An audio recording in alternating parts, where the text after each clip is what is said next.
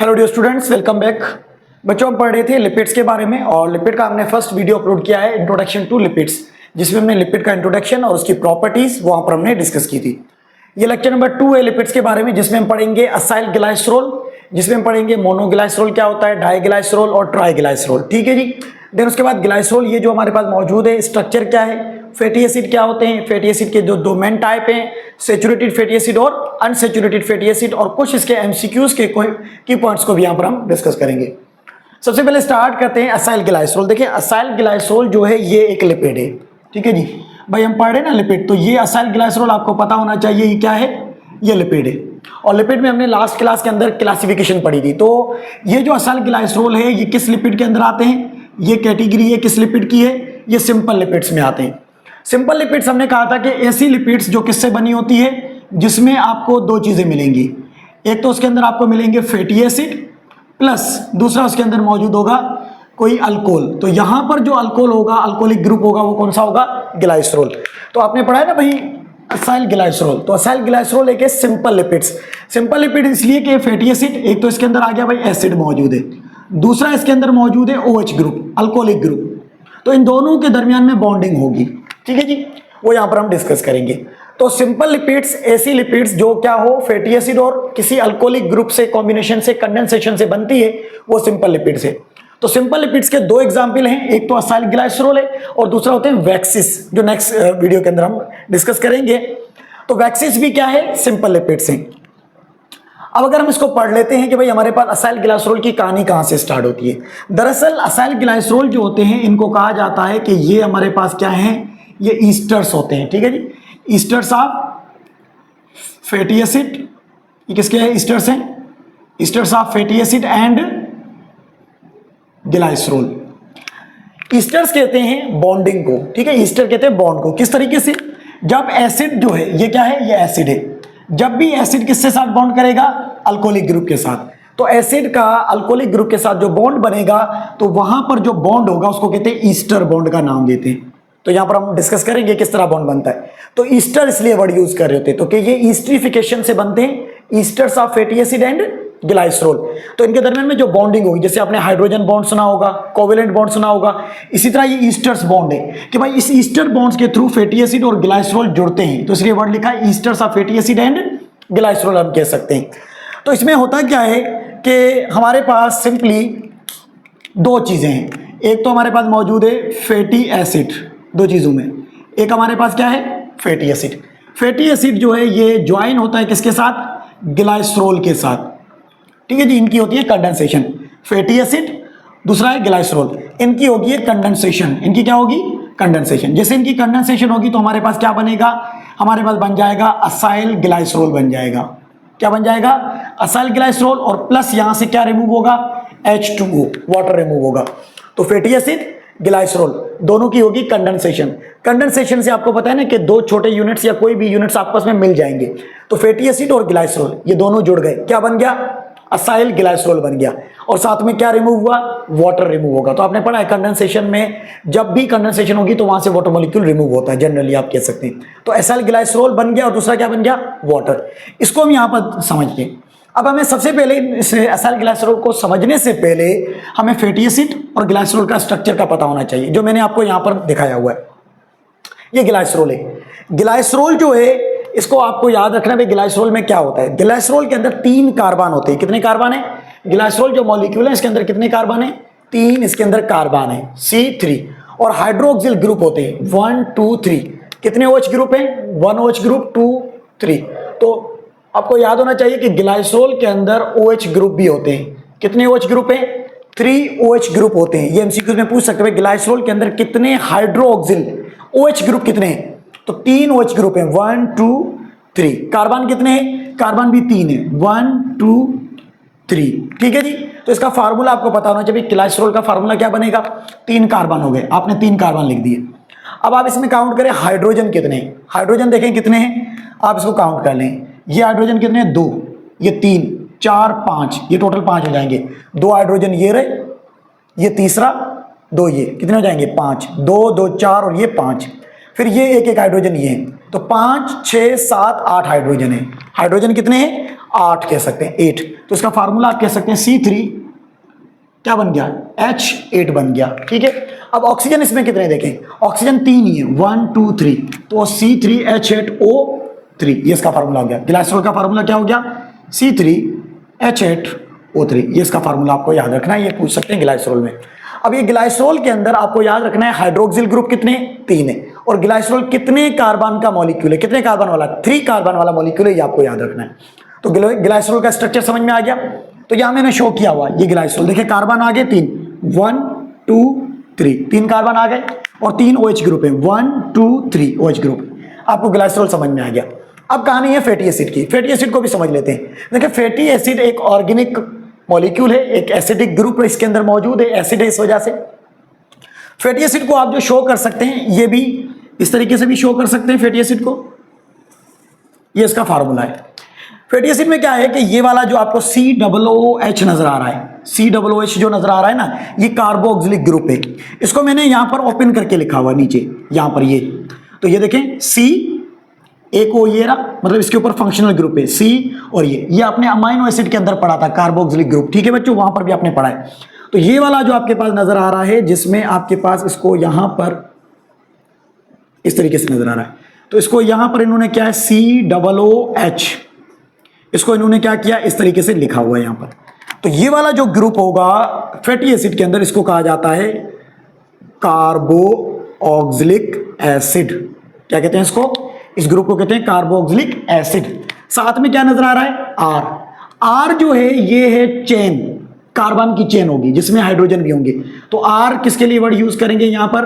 Hydrocarbon tell के लिए। ठीक है, यहां पर हाइड्रोकार्बन टेल या चेन कंप्लीट होगी।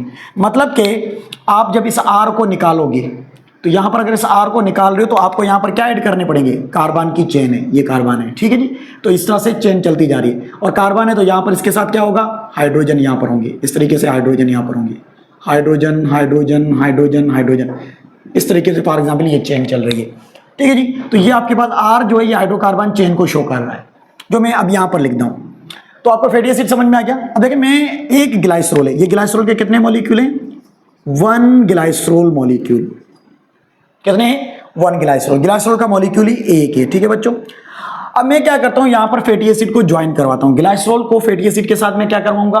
बॉन्ड बनाऊंगा। तो बॉन्ड बनाने के लिए मैं यहां से इस ग्लाइसरॉल को उठाकर यहां पर पेस्ट कर देता हूं, ताकि इनकी कंडेंसेशन करवाते हैं। कंडेंसेशन में आपको पता होना, जब एक कार्बन है, कार्बन के बाद क्या है? ये फंक्शनल ग्रुप ऊपर है, ये वाला सेम। ठीक है जी, इस तरफ क्या मौजूद है?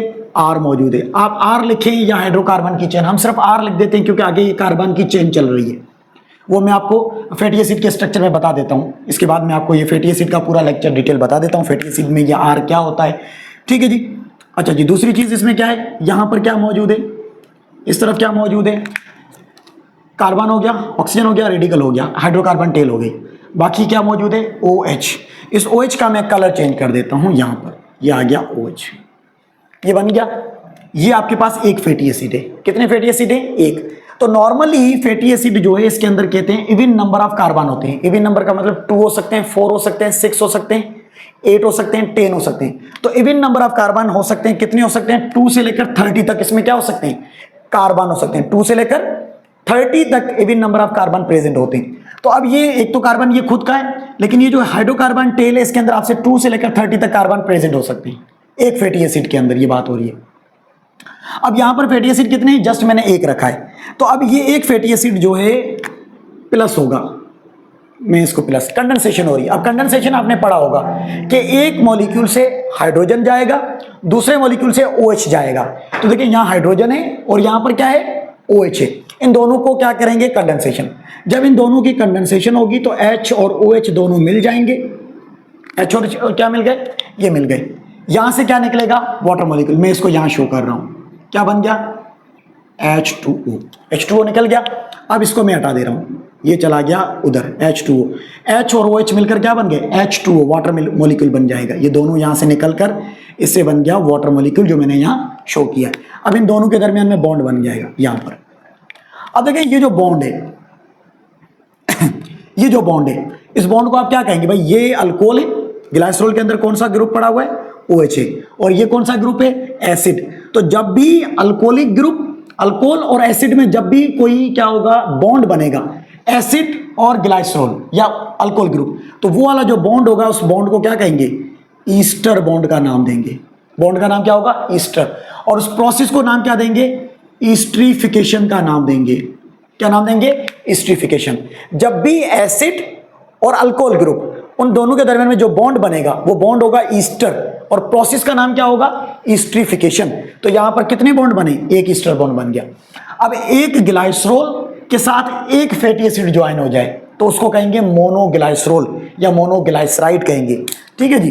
तो अब आपके पास क्या बन जाएगा, ये ग्लाइसरॉल है पूरा का पूरा, इसका एक OH ग्रुप फ्री था, एक OH ग्रुप इसका फ्री था ना, फ्री वाला 1 वाला, वो किसके साथ ऐड हुआ, फैटी एसिड के साथ। तो अगर मैं यहां लिख देता हूं कि सिंपली अगर एक ग्लाइसरॉल का मॉलिक्यूल उसके एक OH के साथ अगर फैटी एसिड ज्वाइन हो जाता है तो आप उसको नाम क्या देंगे। अब ये आपके पास जो बन गया है, अब आप इसको क्या नाम देंगे, इसको आप नाम देंगे मोनो ग्लाइसरॉल कहेंगे। क्या कहेंगे, मोनोग्लाइसरॉल या मोनोग्लाइसराइड का भी नाम दे सकते हैं हम लोग बच्चों।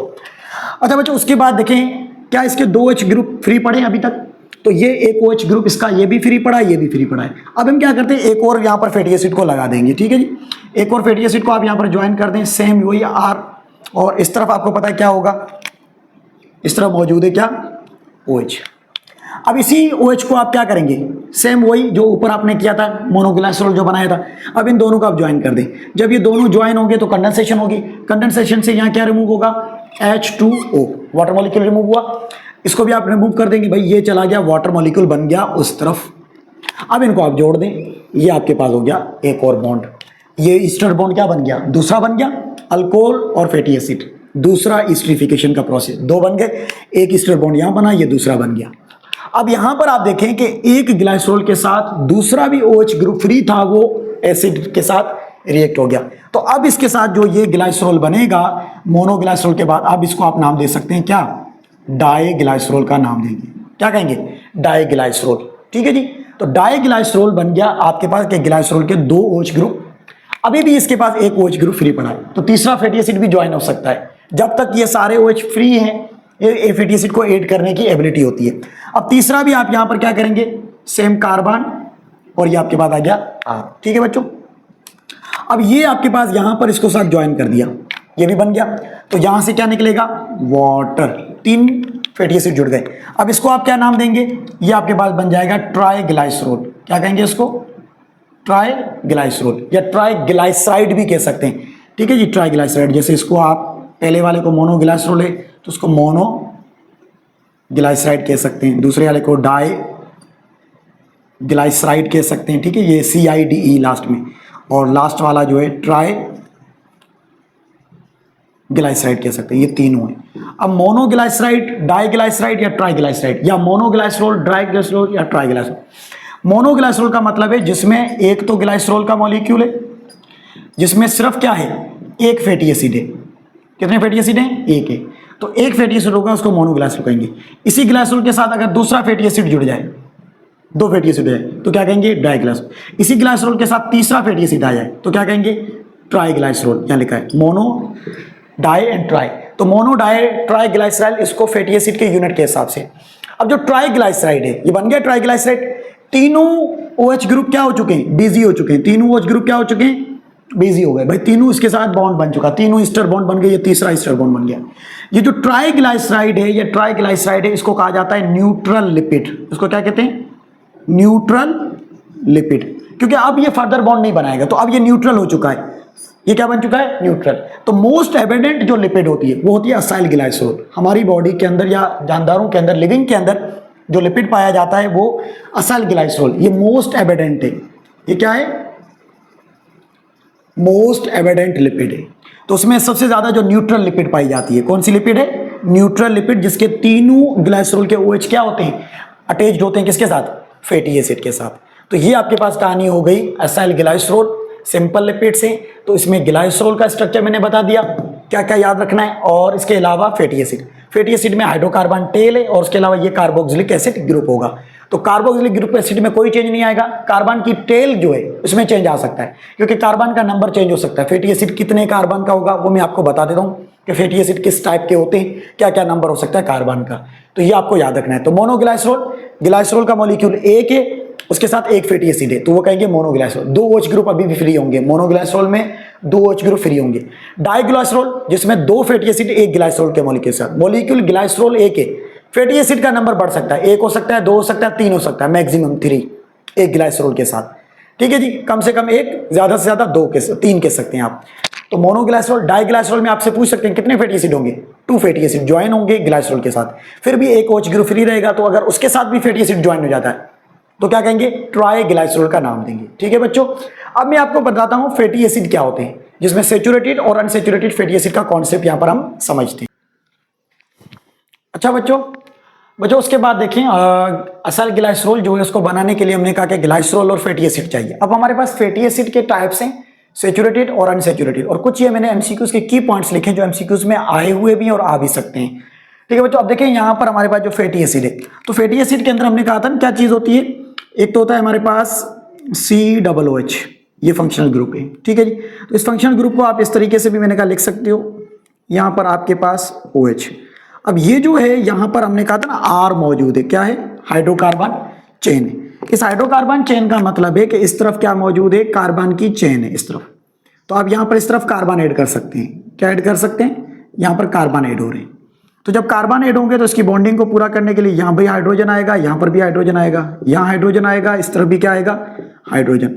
तो अब ये क्या हो जाएगी, हाइड्रोकार्बन की इस तरह से चेन चल रही है। तो यही है कि भाई फैटी एसिड क्या होते हैं, ऑर्गेनिक कंपाउंड्स हैं, जिसमें ये इसका इस तरह से नजर आएगा, ऑर्गेनिक कंपाउंड जिसमें एक फंक्शनल ग्रुप होगा कार्बोक्सिलिक, दूसरा इसके अंदर हाइड्रोकार्बन चेन होगी, उसके साथ इसके अंदर इवन नंबर ऑफ कार्बन होंगे 2 से लेकर 30। फैटी एसिड के अंदर जो कार्बन नंबर होता है वो कितना हो सकता है, 2 से लेकर 30, इससे ज्यादा नहीं हो सकते, 2 होंगे या 2 से ज्यादा पॉसिबिलिटी, इससे कम नहीं होंगे। अब फैटी एसिड जो है इसको हम 2 टाइप्स के अंदर इसको डिवाइड करते हैं, एक होते हैं सैचुरेटेड, दूसरे होते हैं अनसैचुरेटेड, ठीक है जी। अब सैचुरेटेड में जैसे कि आपने सुना होगा कि जो फैट्स होते हैं, फैट वगैरह जो चर्बी होती है खास करके फैट्स, वो सैचुरेटेड है। दूसरा आपने ऑयल सुना होगा जो लिक्विड होता है रूम पे, वो अनसैचुरेटेड है। इसको ही हम यहाँ पर समझते हैं। ऐसा क्यों होता है कि भाई ये फैट जो है ये सॉलिड होती है और ऑयल जो होते हैं लिक्विड, दरअसल इनके अंदर होता है बॉन्डिंग का रोल। तो सैचुरेटेड फैटी एसिड में ये होता है कि जो ये कार्बन की जो टेल हमने कहा ना, हाइड्रोकार्बन टेल, इनमें कार्बन टू कार्बन सिर्फ और सिर्फ सिंगल बॉन्ड मिलेगा, कार्बन टू कार्बन। जैसे ये चेन चल रही है ना, अगर मैं इसको बोलूं भाई ये कार्बन टू कार्बन जो चेन है, इस तरीके से ये क्या होगी, सिंगल होगी। किस तरीके से, यहां अगर मैं आपको बता दूं,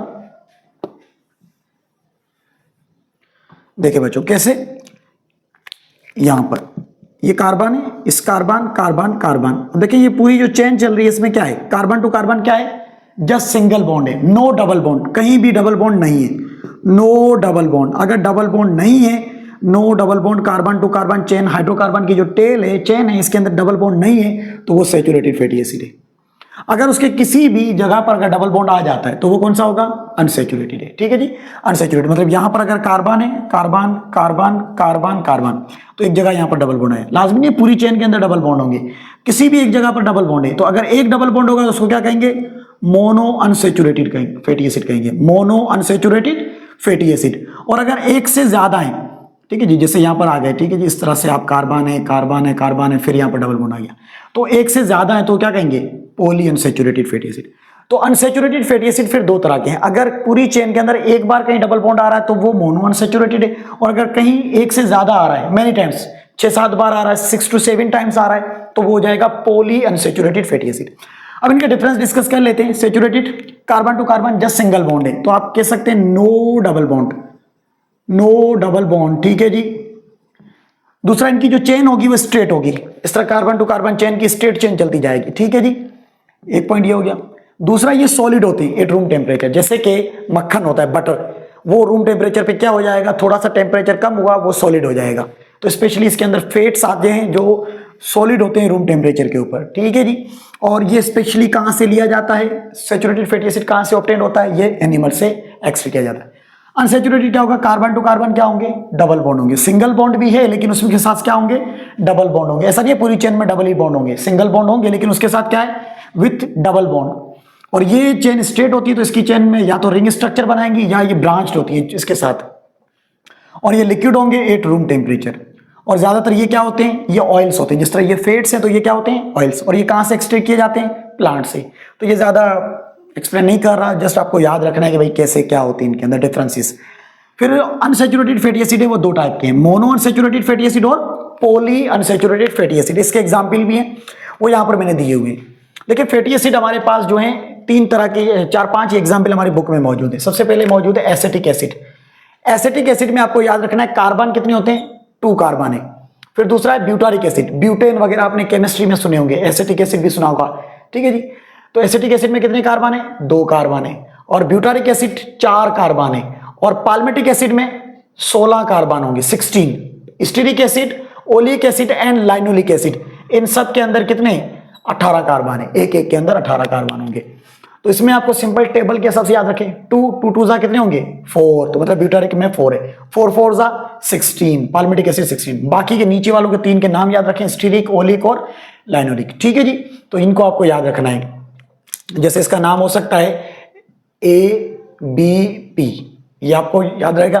दूसरा वर्ड है SOL, तीनों के नाम याद रखना, एसिटिक एसिड, ब्यूटारिक एसिड और palmitic acid, stearic acid, oleic acid and linoleic acid. ये इनके इस तरह ट्रिक बना के फिर इनमें आपको याद रखना है कि इसके बाद 2 कार्बन है, इसका आप टेबल याद रख लें, 2 2 2 4 4 4 16। बाकी इन तीनों को सोल को अलग करके इनके अंदर कितने कार्बन होंगे, 18 कार्बन है। और इनके अंदर कितने होंगे, 2, इसके अंदर 4 और इसके अंदर कितने, 16 कार्बन है, ठीक है जी, 16 है। अब इनमें याद रखना है कि भाई ये जो एग्जाम्पल मैंने 6 लिखे हैं इसमें सैचुरेटेड कौन सा है और अनसैचुरेटेड कौन से।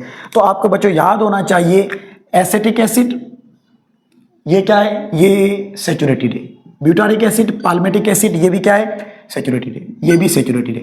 तो मतलब ये जो शुरू वाले जो 4 है ना, ये वाले ये चारों आपके पास याद रखना, ये सैचुरेटेड है।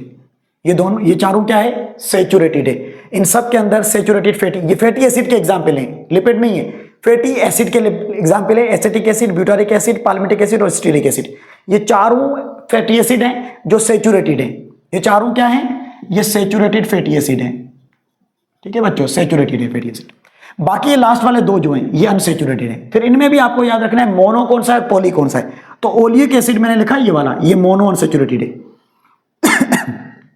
और लाइनोलिक एसिड जो है ये क्या है, ये पॉली अनसैचुरेटेड है। ये एग्जाम्पल में पूछे जाते हैं, लाइनोलिक एसिड क्या है, अनसैचुरेटेड है, सैचुरेटेड है, तो फिर उसमें पॉली सैचुरेटेड है या मोनोसैचुरेटेड है। एमसीक्यूज में आते हैं, नंबर ऑफ कार्बन भी पूछ सकते हैं, ये एमसीक्यूज में आए हुए भी हैं और आ भी सकते हैं। ओके बच्चों, थैंक यू। नेक्स्ट वीडियो के अंदर हम जरूर डिस्कस करेंगे वैक्सीज और फॉस्फोलिपिड।